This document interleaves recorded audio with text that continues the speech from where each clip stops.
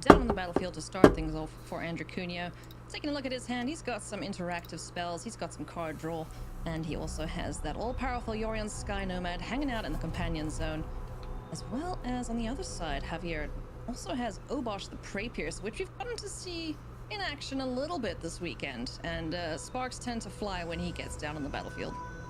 Yeah, typically once I Obosh suspect actually the hits the battlefield, if Planeswalker there's who any attacked number of Briarthorn creatures Blade already corrupted there this for Hedron. this Temur Adventures deck, the game will end fairly quickly, but Huntmaster there is a Percival, massive take your cost to target putting deeper Obosh into the into your vast hand wood. and then Follow playing me. it, so we I don't will show see you it the way to find that you. often.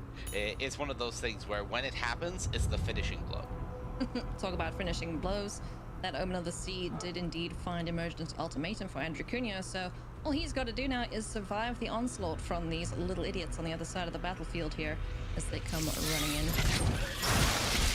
Yeah, the Onslaught, beginning semi-early, does have that one-up again because this deck is an Overwatch deck. We don't typically expect to see a turn creature play.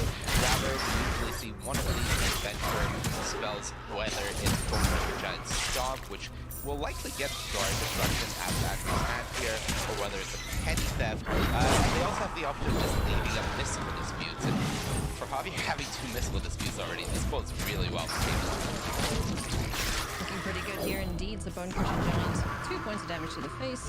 Another damage followed up here by the 1/1 token from Desire. Now, in this situation, several options available to Javier. You can either run out the Love Beast or the Bone Crusher Giant, or hold on to a Mystical Dispute for a potential. I must stay and what investigate could the he be Hedron worried about? further.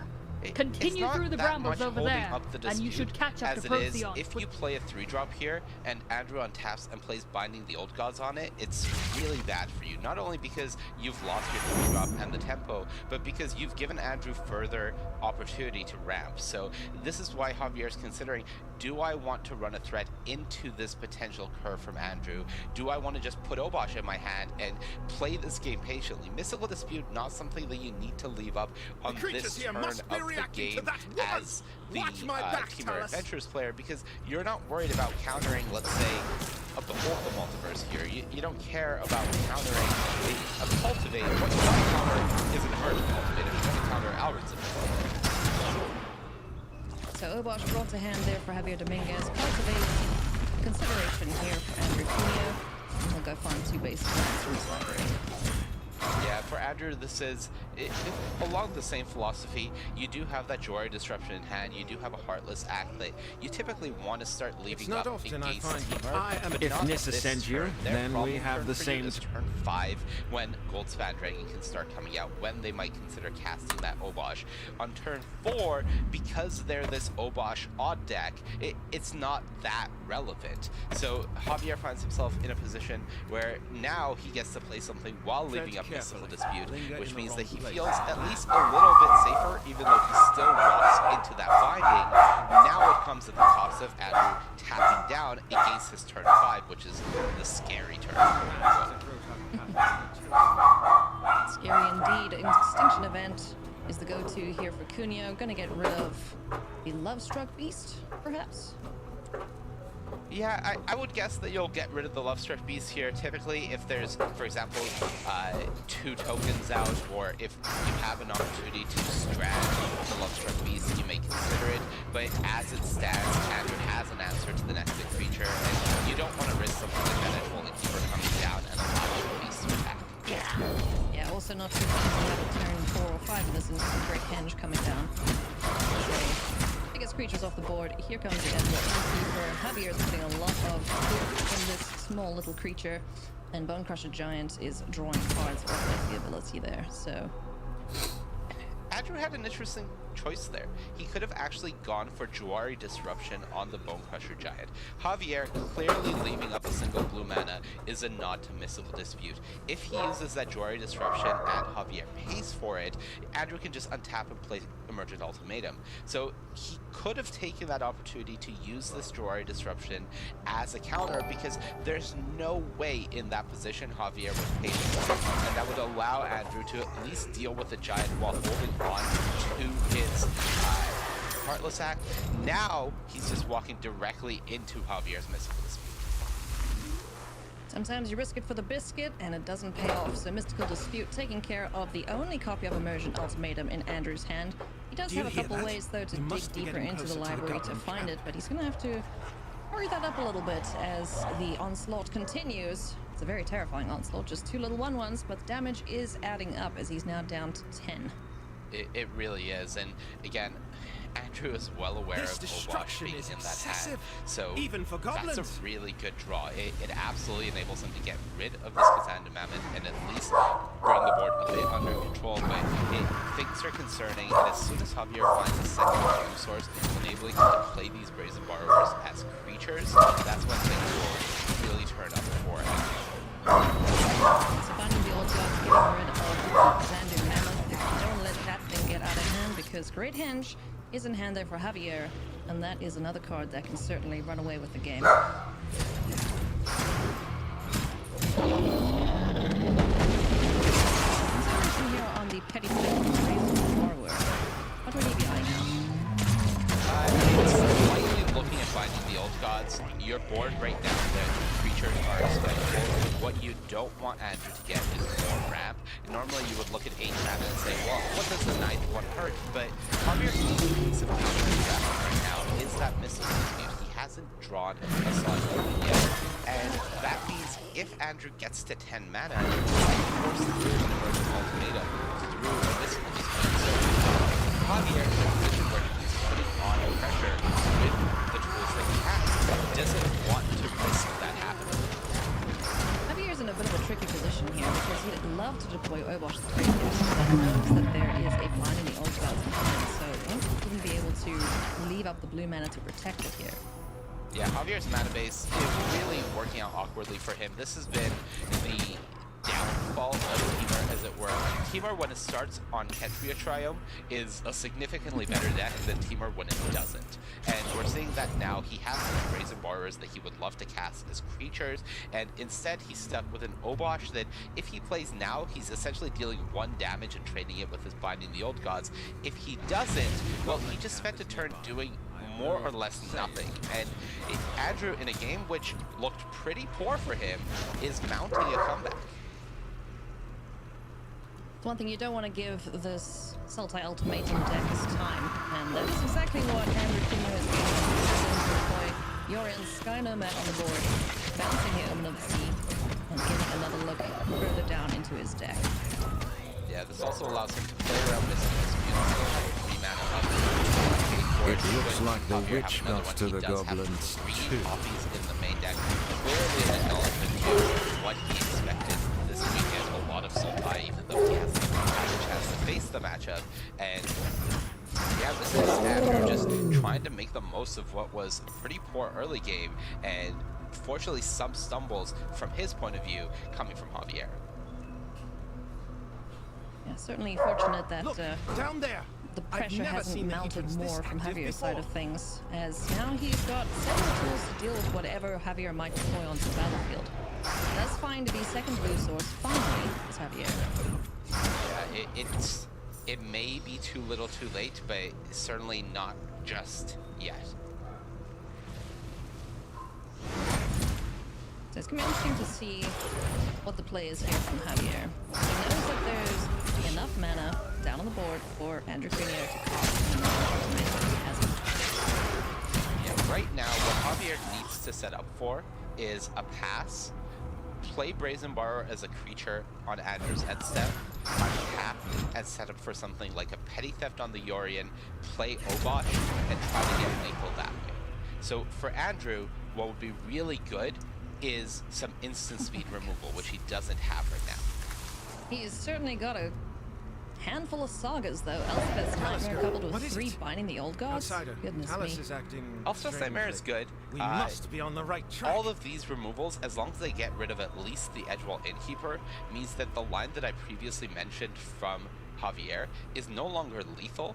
It's only dealing 7 damage at most. If you get rid of both small creatures, you're only dealing 6.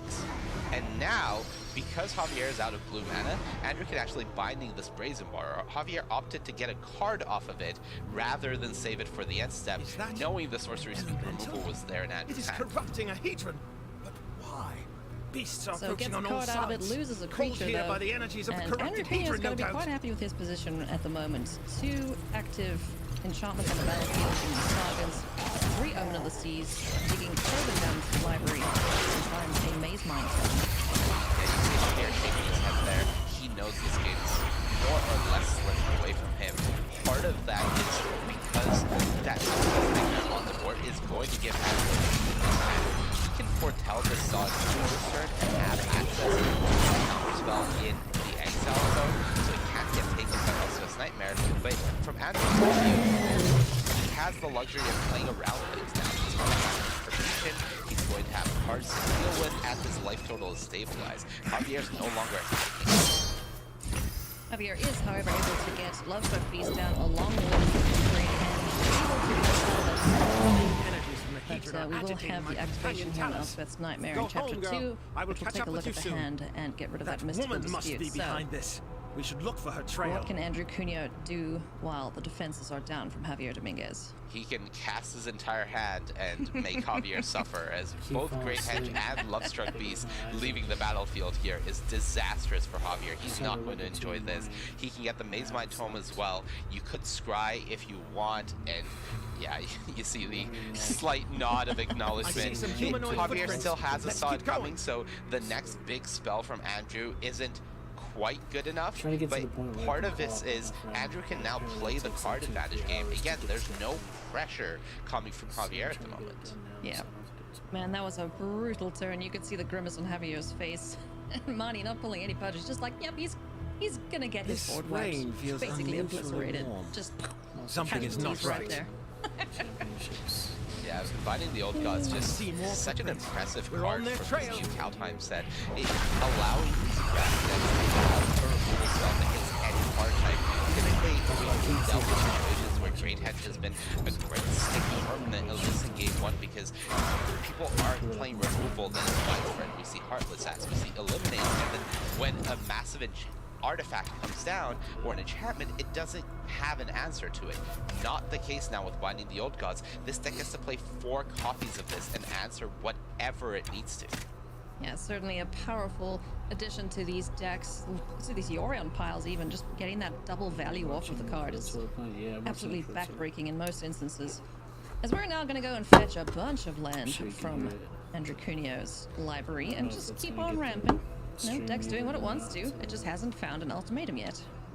Yeah, you do see Andrew catch up. getting a forest over a over a Nano triome as well. there. That's because if he's going to draw another land, he would prefer it to be a triome. At this point, he would be looking to cycle it.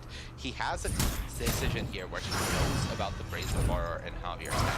So he knows that he's currently facing down 7 Merfolk. damage. Fortunately, Are they 7 behind is this? not 8, so he's not dying, but he does need to find something. So we may actually see him activate an Omen of the Sea first, try to scry, and then activate Maze Mind Focus to the draw a card. Hedrons. Let these beasts do what they do best. 2 mana floating here for Andrew Cunio as he tries to work his way around this very powerful Obosh the Prey Piercer on the They're battlefield. using water elementals Like you to corrupt mentioned, an knowing entire that there Hedron is grid. the Brazen We Borrower must in distract hand. them from the Hedrons.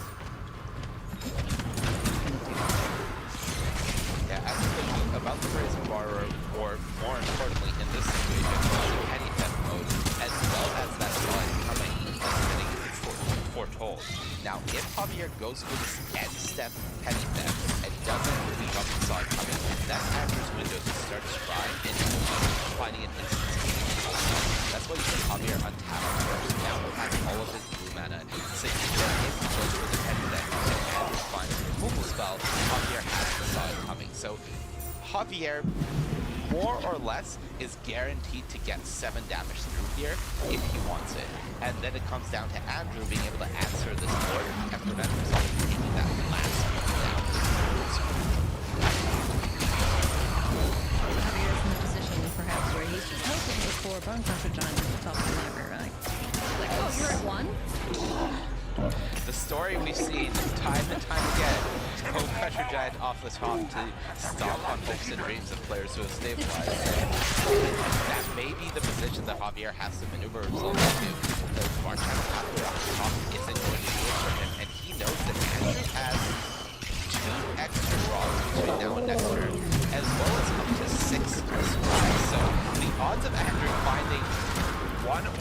things that he wants to do, the mountain of mana that he has, pretty good. So Javier knows that the clock is on him. I would just like to point out, Monty, that there are no mountains in Cunio's deck. Oh, of course. This forest of mana, as it were. There we go. There you go. So Obosh the Prey Piercer swinging on in with the 1-1. Yorion the Sky Nomad is gonna duke it out with its fellow companion. And we're gonna see a couple scries here. And then a draw if something on top of the library is what Andrew Cunio wants to see. Heartless Beautiful. Axe. Oh, goodness me. Exactly what he wanted to find. Yeah, Javier sees We the may have top. lost. He knows there's maybe 3 cards in Andrew's deck that are being kept on top there, and Heartless Act is the one. Because now, Andrew blocked this. This was perfect sequencing from him. He put the Yorion in front, so Javier couldn't change his mind of Petty Theft after Andrew went digging. He wanted the block locked in, and then he can find the Heartless Act. Now, if Javier uses this saw it coming, well, Andrew still has 4 more scries between now and next turn. And if he finds an Emergent Ultimatum, it is resolving at this point, and there's nothing Javier can do about it. Goodness me, this is gonna be very, very tense moments here for Javier. As we go scrying once again with Omen of the Sea, there's a Vorinclex off the top of the library. What do you think about that, Mr. Cunio? I think with that Brazen Borrower representing a Petty Theft as well, you can't keep that on top, because Javier now has the mana to both Petty Theft a blocker and play Brazen Borrower, so he is representing lethal damage on the next turn. This is something Andrew is aware of, so he has to be thinking about this decision and going, okay, well, Procyon Vorinclex tells isn't going to me get you the lost job done. Late once Likely we'll before you see the go. upkeep scries from the Omen of the Sea. He has enough mana and perfect information. So for Andrew, it's about find Alrund's Epiphany, find Emergent Ultimatum. Those are the tools you need. Oh, finds a Jawari Disruption off the top there, opts not to scry. But we do have Alright. another draw on Maze Mind Tome, so it's gonna have to be a good one. Omen of the Sea, let's see what you can do. Carefully You do tapping the see mana. Andrew holding full control here. The reason for this is he wants to activate Maze My Tome first, and then put Omen of the Sea on the stack. If he did it the other way, Javier could Petty Theft the Maze My Tome before the scries from the Omen resolved, and Andrew would be forced to draw a blind card. He doesn't have the luxury of the mana to do that, so this is the really intentional sequencing that Andrew is doing here, and those cards are not good enough. So some big brain moves there as we scry 2 to the bottom for Andrew Cunio. What is it gonna be? It's now or never for Andrew Cunio. It's an oh emergent my ultimatum off God. the top of the library. That is exactly what he wanted to find, and Javier Dominguez cannot do anything about it. He saw bottom. He's hoping here that Andrew didn't hit it, and he did. Look at, Look at the his pain. face. I feel your pain, Javier. I feel it. But Andrew Cunio has worked his way into a position where he can take over this game now. Let's see what poison he gives to Javier Dominguez to pick. I'm thinking Cure, Best the Sea God, Alrund's Epiphany, and Tybalt here. I think that is the line where you can get rid of this Obosh guaranteed. Either you're taking an extra turn with an 8/8 token, or you're just getting the 2 threats, and Andrew drew the card he needed. Awesome stuff here as Valky, God of Lies, and Cure Best Sea God are the cards given back to Andrew Cunio. So, Javier's not amused. no, I would not. I don't think anyone's amused when this results. Let's be honest. Ailey, there is a missequencing here from Andrew. He's resolving Tybalt first, which means, and Andrew knows it, I think, with Cura Best the Sea God coming down, Javier can respond and bounce this Tybalt before Andrew can activate it. Javier has no. lethal. Oh no! Okay, it's not lethal quite yet. Andrew can play Tybalt or Valky as a creature, but that means that with the Brazen Borrower getting through for 6 damage, this is still pretty problematic for Andrew. This was a huge missequencing from Andrew Cunio here. Oh, goodness. This game isn't over yet, friends. Hold on to your chairs as we are now going to see Valky down on the battlefield as a creature and Jawari Ruins on the A battlefield Stomp, as a a Brazen Borrower, anything for Anything. Javier. Goldspan Dragon the does Goldspan it! Dragon!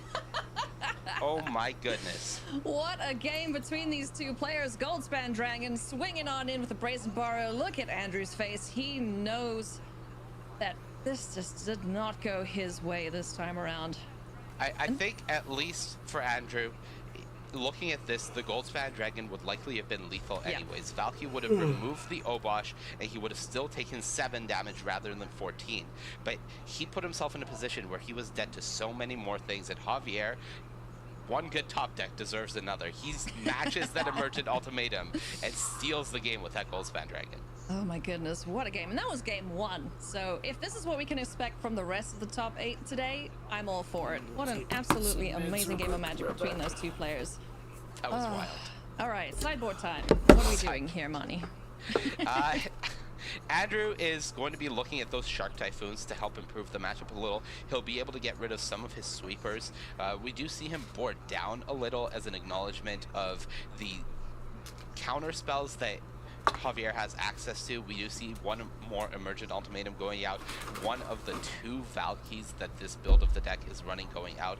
Elspeth's Nightmare not particularly good against this Temur deck, so we do see some copies of that going out. And actually some Disdainful Strokes, which is one of the better counter spells against this Temur deck, just because it hits the problem cards like the Goldspan Dragons and the Auron Epiphanies. But the notable thing is Javier's build of Temur doesn't have Auron's Epiphany. He didn't bring any to this tournament, so you do see that Andrew realizes there's not that many targets for that stroke post-board. Well, both players are happy with their sideboard decisions. Let's jump into game number 2 here. Take a look at these opening hands. Slightly awkward one there for Javier. No blue mana to speak of. And Yeah, deceptive Cunha's happy with one-lander. his. Cunha's hand looks great. Yeah. I mean, there's 3 lands here, if you are happy to make your mammoths into lands.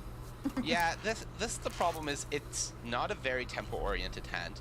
Even if you wanted to stomp on turn 2, as it stands, you're not able to play Bonecrusher Giant. If you draw a blue source, this hand is great. But what you're essentially counting on is a Bonecrusher Giant, 3 lands, and 3 uncastable cards. So this hand is fairly awkward from Javier. He's agonizing over it, thinking about the lands in the deck. I don't think it would be surprising to see him mulligan it, try to find something better. But, you know, mulliganing a 3-land hand is a tough ask.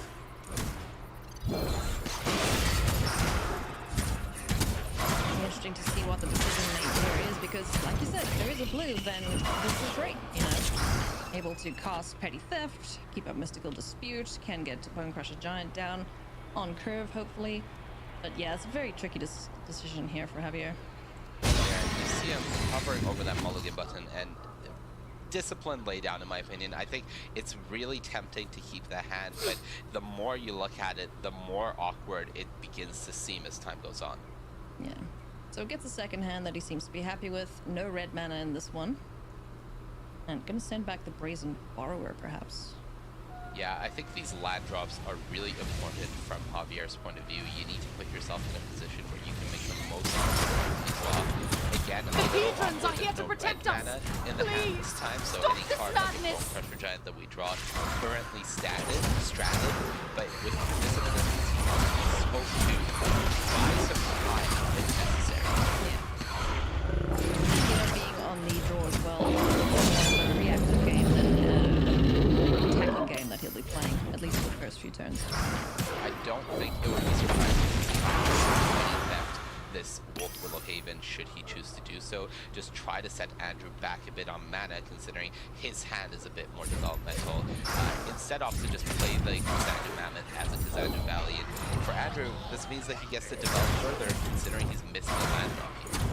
We can see 2 Wolf Willow Havens on the 2 lands available. Maze Mind Tome hits the battlefield here for Cooney. Some of this curve from Andrew with a Petty Theft, he could Edward into her and cast the creature afterwards.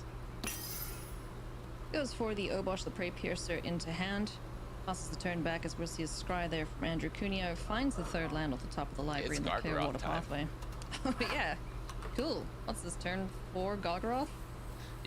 If you see an opponent that is tapped out, you're playing your Gargaroth when it's available to you. And Oh, yes. Javier can Petty Theft it now, but he's not able to leave up Mystical Dispute to counter it on the way down. He's only on 4 mana, so It's very likely that Javier will have to give Andrew a turn with the Gargaroth, as petty thefting it means that Andrew can just redeploy it. Well, he's gonna go for it anyway. Doesn't want this big old Chungus attacking in here. So sends it back to hand. It's gonna make him cast it again, unless Andrew finds something else he can play the next turn that maybe perhaps a mystical dispute could hit. Yeah, the benefit for Andrew is that he is aware of Javier's deck list. He knows the counter spells available to Javier, and It is there's nothing that is I going to believe there interact is a with door. this Gargaroth. If the best thing Javier can do is petty theft it, that just means Andrew's going to run it back out and ask him the question again the next turn. Can you deal with the Gargaroth? The answer right now is no. A resounding no, in fact. On the plus side, he's found a mountain. Yeah, Javier has drawn double red sources in the last 2 turns. He could now play this Brazen Borrower to draw a card, just pass the turn and do it on Andrew's turn. But now Javier finds himself playing a reactive game plan against a card that you cannot be reactive against. This is a card that you need to force your way off the board against. Oh goodness, it hits so hard. Trample, Vigilance, draws you cards, gains you life, makes more 3/3s. What more could you want in a 5-drop, I ask you? Basically nothing.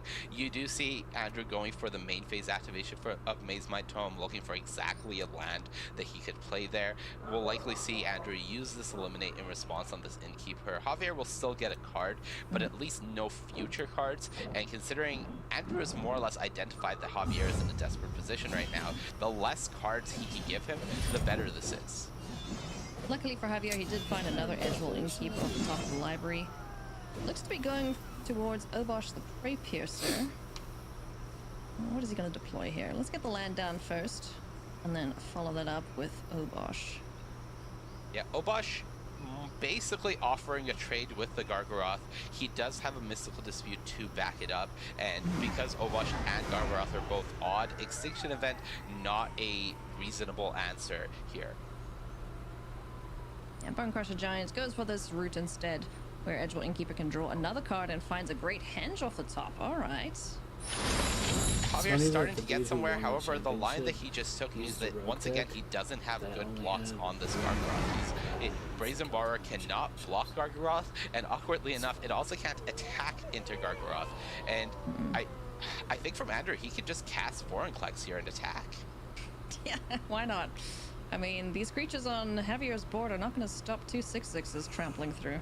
And Javier's list notably does not have any it does not have any disdainful strokes. The only counterspells available to Javier, and Andrew is aware of this, are Mystical Disputes and Sod Cummings, and there's no card foretold. Vorinclex is green. You can't Mystical Dispute it with 2 mana, so Andrew just knows that this is going to resolve. Here comes Vorinclex, Monstrous Raider alongside the Elder Gargaroth. Swing on in, you 2 enormous critters. I don't think it would be surprising for Andrew to make a beast here. He is now the aggressor. He wants to get on the board, and this attack is put Javier into 2. You want to play a Great Henge? Go right ahead. Be my guest. Yeah, at this point, it doesn't look like it's going to help poor Javier much. I don't think anything is going to help poor Javier much here.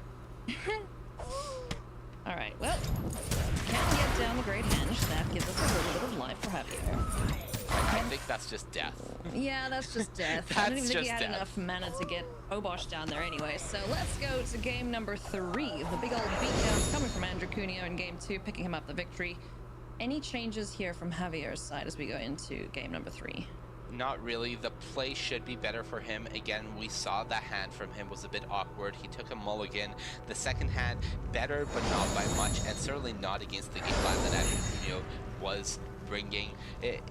Everything just lined up quite awkwardly. For Andrew, things are going to get a bit tougher. It's more likely that he gets run over by an Edgewall Innkeeper draw while on the draw, so we need to see what the hands look like, but this hand from Javier is pretty perfect. I believe that's what the cool kids will call poggers. I like that hand a lot. It's very good. Oh no, but there's something that answers that hand quite well, barring the Goldspan Dragon in Two Shadows verdicts. There's also an Angel stack and a Find the Old Gods. So, Andrew Cunha is very much on the kill all the things playing this one though. Absolutely is. He doesn't get to that shadow verdict. Currently only 3 lands in hand 2 because of that Warrior Disruption. So something that can be moving currently, but not fast enough depending on what Javier looks like. Andrew obviously doesn't know. I think it's pretty tempting for Lizak as well Innkeeper right now and just try to keep cards out of Javier's hand. But if you do that, you're at least setting yourself up to take 5 damage from that Love Struck Beast the next turn. Yeah, and then you have to worry about having a turn 4 Great Henge come down too, and then that just snowballs the card advantage, and then that just makes for a bad time. So Heartless Act here going to be deployed on the Edgewall Innkeeper. No more card draw for you for now. Let's see Javier's a little bit upset about that. Nice sword coming. Oh, this hand's getting really scary for Javier is now in a position where he's going to be able to set up a side coming next turn for coming in. Leaving outside the treasure, he makes one attack with it. Even if Andrew has something like Heartless Act, that's only going to trigger the Goldspan Dragon, give a treasure, and then Sod Coming will still counter the removal spell. So Javier's hand is setting up pressure that I don't know if Andrew can answer. Yeah, it's such a great experience for the Goldspan Dragon, being able to deploy a threat and super powerful card recently introduced into this deck. Yeah, Andrew down to 12 already. I'm not sure if Javier will want to deploy the Edgewall Innkeeper here, as it will run into something like an Extinction event. He may just go land for Sod coming past the turn. If he's feeling comfortable in his position, he may just not even foretell the Sod coming. It does work out worse with the Goldspan Dragon next turn, but it is better in the immediate. Yeah. Leaves up the Mystical Dispute as well as Sword Coming, so it can counter this Binding the Old Gods to protect the creatures on the board, which are doing a very good job at whittling down Andrew's life. Yeah, I think they're doing a very good job of ending this game, as now Javier is going to get to counter this, untap, on the land, play the Goldspan Dragon, have 11 damage through. If he doesn't find the land, well, he would still have a hard counter for that Shadow's Verdict that is Andrew out here. And you see him just sitting on this board. Don't need it.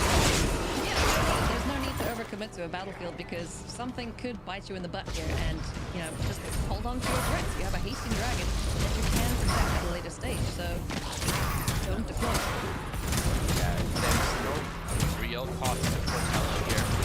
If Andrew wants to wait around the sun coming, that would be bad, but again, this is the hard luck situation from Javier. Andrew has to go for Shadow's Verdict, Javier has the Sod coming, and that means Javier is going to move on to the semifinals.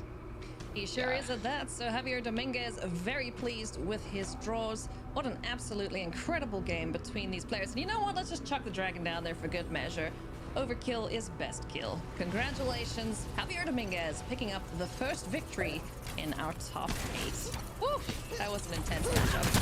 Yeah, pretty fitting to do a Beast Creature, a red Beast Creature, and that considering the perfect champion beside behind him. And yeah, just really well played for Javier. Just a little tough for Andrew. Not working out in game 1. One good top deck. Super cool magic. Plenty more of that. Straight into the win. Our next matchup is Shahar Shenhar versus Riku Kumaga. Let's take a look here at Shahar's stats. He's had an absolutely awesome weekend so far and is going to look to continue in that manner. Playing Teamer Adventures. Riley caught up with him before the matchup, so let's hear what he has to say. Here's Shahar Shenhar, the first competitor to lock up a top 8 slot this weekend. Shahar, you're playing Teamer Adventures. How are you feeling heading into this top 8 with your deck choice?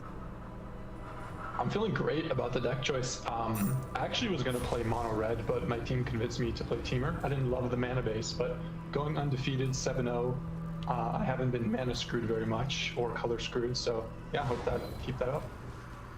Yeah, of course, hoping to bear it out. Now, as the first person to snag the top 8 node, yesterday you weren't sure if the match was going to be I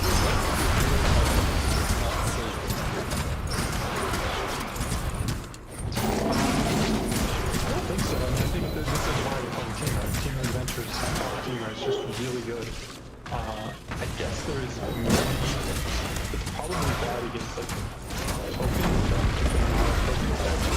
and I guess I don't know, like a mirror match with a bunch of other Guggeroths that are more like tuned to beat the mirror match. Because we're not very tuned to beat the mirror match. We're just stock Teamer with the one miscast and then you haven't got a good run so far, and hopefully that Warm air the rising very from the best of heat luck of to you, a and flame. congratulations on the top 8. Hope you, the winds of fortune are at your back today, my friend. thank you so much. Shahar's opponent is Rivals member Riku Kumagai, who says he loves playing with creature decks and in an aggressive strategy, and that is just why he's playing mono red aggro. Let's hear from Riku Kumagai. I mean, with Riku Kumagai, another one of our top 8 competitors who made it all the way from mono red aggro. Again, Riku. Very aggressive. What is the choice of mono red? 今回赤タン使ったプレイヤーっていうのはかなり勉強だったんですが、赤タン使ったプレイヤーっていうのはまずこの赤タンを選んだ理由というのは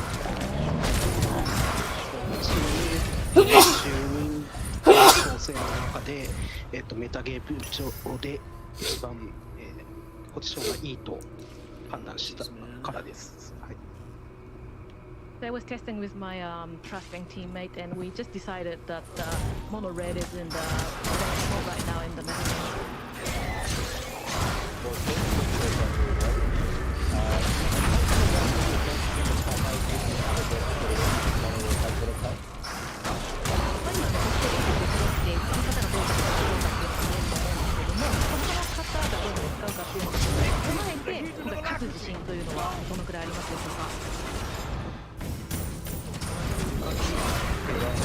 Eye 相がいいデッキが5つ、相性が悪いデッキが2つなので、優勝できる確率は、そこそこ高いんじゃないかと思ってます。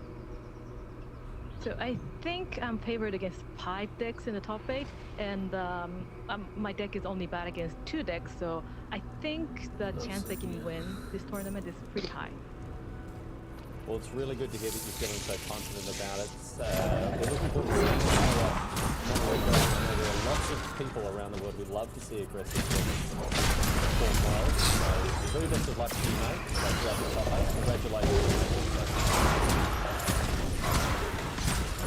赤タンのようなアグロデッキは非常にファンが多い、デッキだと思いますので、世界中でおそらく期待されていると思いますので、ぜひぜひ頑張ってくださいということで、おめでとうございます。はい、ありがとうございます。Thank you very much. So Kumagai seems pretty confident with his choice of decks from mono red, being the only aggressive deck left in the top 8. Mani, what did you think about his Decks in the top 8. Unfortunately for him, the 2 decks that he's probably not favored against are these 2 copies of Teamer Adventures in the hands of Shahar Shenpar and Javier Dominguez. We just saw win. This is a tough matchup for Mono Red. Mono Red has typically struggled with Lovestruck Beast decks, and this Lovestruck Beast deck is also copies of any deck. So even if they go for a big extra play, they don't have to kill your Annex, they can just bounce it. And bouncing is far worse because then we don't get the little satyrs on the death triggers. You know, it just makes for a very annoying time for the aggressive player, but we are joining them in Game 2 here. Riku Kumagai picking up a swift Game 1 victory. Mani, what do you make of this board state so far? Shahar certainly feeling ahead for the moment, does have that Elder Gargaroth already in play. However, Riku has a Tor brand that Shahar hasn't been able to deal with, and a copy of Stomp in hand that Shahar doesn't know about at the moment. So if Shahar goes for something like a Goldspan Dragon, that's unfortunately just going to get stomped by the Bone Crusher Giant, thanks to the doubling of the damage from Tor brand. And that means that this deploy from Shahar not really going to be good enough to accomplish anything, and Riku is in a position where he could start getting aggressive soon. Bone Crusher Giant can attack into an Elder Gargaroth as long as there's a Torbrand in play. Yep, no fear when Torbrand's on the battlefield, huh? More or less none. I think something we'll see from Shahar here is no attack from the Gargaroth, perhaps play the land and put the Obosh in his hand, considering he wants to make the most of his mana against this aggressive deck. And then it'll really be a matter of what Riku draws, because if he can find a way to force him to use Gargaroth, maybe an Embercleave, things can get really bad for Shahar really quickly. Well, it's all gonna matter what's on top of the library here for Riku Kumagai. As we move to attacks, no attack there from the Elder Gargaroth. He is on blocking duty. And will we see the turn past here, or is Shahar gonna bluff something in hand? Oh, we're gonna get Obosh to hand. It's really tough to bluff something against Mono Red because they're naturally going to feel behind in the matchup. That goes doubly when you have, oh my goodness, that kills a Gargaroth. That does. Riku has 8 lands. He'll give one up to kill a Gargaroth. Oh, This heck is, oh my god, this is disastrous for Shahar. Oh goodness, it's not an Embercleave, but it still hurts like it is one. There goes an Elder Gargaroth, so no life, no card, no extra creature on the battlefield for for Shahar Shenhar off that Elder Gargaroth. And now it's swing time. Let's go. Turn him 1 mana, sideways 6 and damage. swing on in. Yeah, and Riku still has enough mana to activate Castle Embereth and play Bone Crusher Giant. He can just use all of his mana very efficiently here. He's going to do the math and then do it, and this is really bad for Shahar because he's getting rid of 1 attacker on the board, but the best he can deploy next turn is 1 blocker, and Riku will still have access to 3 attackers. Goodness me. And any additional burn spells or anything like that off the top is just gonna spell super bad news for Shahar Shenhar. As like you mentioned, he is able to get down the 2nd copy of Bone Crusher Giant, so Shahar needs to find something good off the top of the library, and there's a Brazen That's Borrower. something really, That's something really very good. Alright, so we're gonna see an attack here, most likely from all 3 creatures. Boom! In comes Brazen Borrower, sends Torbrand back to hand. Wildren and the Gargaroth Hedrons are won't safe die. then? There's a Frostbite Tent, though, so and that please. makes things a little bit more icky. That's only 5 damage, fortunately. Now Shahar gets to at least block a Bone Crusher Giant, petty theft this Torbrand, likely make a beast. I don't think life gain is good enough here. He needs board presence. He will still lose his Gargaroth thanks to that Frostbite in hand, but at least it means that he's getting rid of a Bone Crusher Giant, retaining some board presence, putting Riku at 0 cards in hand again, and can try to mount a comeback here, only taking 4 damage here. 5 if Riku decides to activate the Castle Embereth, which he may well do so. Yeah, don't see why not at this point. Elder Gargaroth trigger on the stack. It's going to create their 3/3 beast. Like you mentioned, let's get some board presence here. Make sure that we can keep something in the way of these attackers. It's interesting for Riku. He's currently presenting 10 damage from this attack. So if he activates Castle Embereth, it is lethal. But obviously, Riku should know that Shahar knows this. So it's a matter of, if I activate this Castle Embereth and Shahar bounces my Torbrand, I'm only going to have 3 lands left available to me, so I can't redeploy Torbrand this turn. That is really awkward. So I think it makes a lot of sense for Riku to actually forego the lethal here. He knows Shahar is going to do this anyways. He doesn't want to lose his Elder Gargaroth. So he forces Shahar's hand rather than try to bait him, and this means Riku can cast his Frostbite and still redeploy Torbrand, putting Shahar back in an awkward position for potentially next turn. Excellent read there from the Japanese player, as it's playing out exactly like you mentioned, Mani. Frostbite's going to take care of the Elder Gargaroth. A Bone Crusher Giant will die. 4 points of damage, gets through, down to 7 goes Shahar, but 7, going down to 7 is better than going down to